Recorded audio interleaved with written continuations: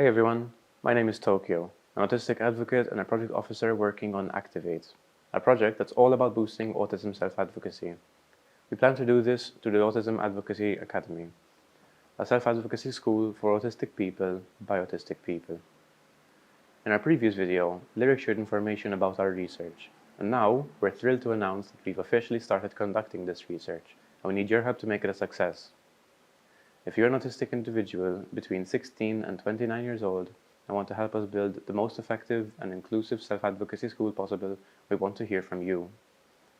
We'll be conducting our research through your choice of an interview or an online survey, and your privacy is our top priority. Your name and any personal information will remain confidential.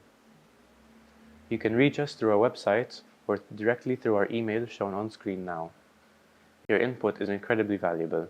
It will help us create a brighter future for autistic youth and develop the best possible curriculum for our autistic advocacy school. Thank you for helping us create a better future for autistic people, and we look forward to keeping you updated with the progress of our project Activate.